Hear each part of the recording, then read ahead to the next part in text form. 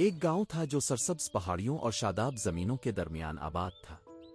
وہاں دو بہن بھائی رہتے تھے، ایان اور زارا۔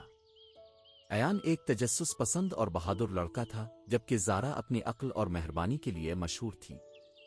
دونوں ہمیشہ ساتھ رہتے اور گاؤں کے ارد گرد گھومتے رہتے، بڑی بڑی مہمات کے خواب دیکھتے۔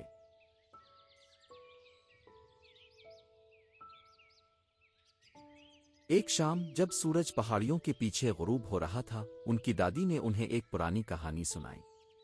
کہانی جادوئی جنگل کے بارے میں تھی جو گاؤں کے قریب واقع تھا۔ اس جنگل میں ہمیشگی کا درخت موجود تھا، جس کے سنہری پتے کسی بھی نیک دل انسان کی خواہش پوری کر سکتے تھے۔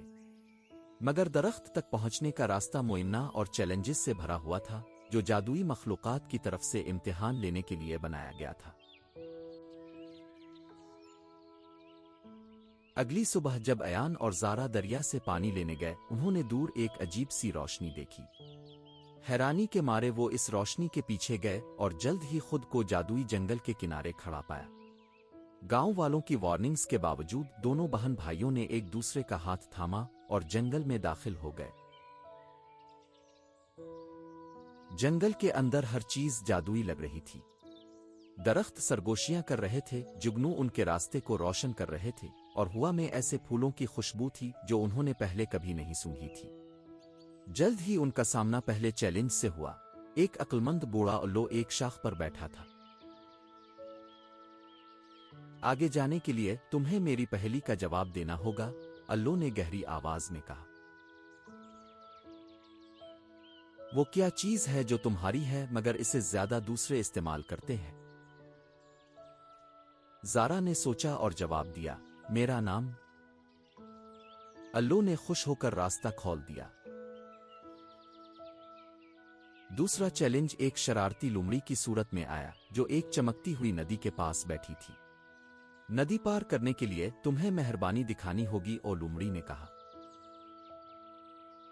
ایان نے دیکھا کہ لومڑی کے پنجے میں ایک کانٹا پھنسا ہوا ہے۔ اس نے فوراً کانٹا نکال دیا۔ لومڑی مسکرائی اور انہیں راستہ دے دیا۔ آخرکار وہ جنگل کے دل تک پہنچے، جہاں ہمیشگی کا درخت کھڑا تھا جو سنہری روشنی سے چمک رہا تھا۔ درخت نے نرم اور موسیقی جیسی آواز میں کہا، تم نے عقل، مہربانی اور بہادری کا مظاہرہ کیا ہے۔ تمہاری کیا خواہش ہے؟ زارا اور ایان نے ایک دوسرے کو دیکھا۔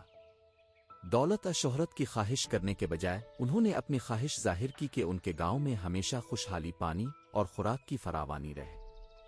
درخت کے سنہری پتے جگمگانے لگے اور ایک روشنی پورے جنگل میں پھیل گئی۔ جب وہ واپس گاؤں پہنچے تو وہاں کھیت سرسبز، دریا بھرے ہوئے اور لوگ خوش تھے۔ اس دن کے بعد ایان اور زارا کو جنگل کے محافظ کے طور پر یاد کیا گیا، اور ان کی بہادری اور نیک دلی نے آنے والی نسلوں کو متاثر کیا۔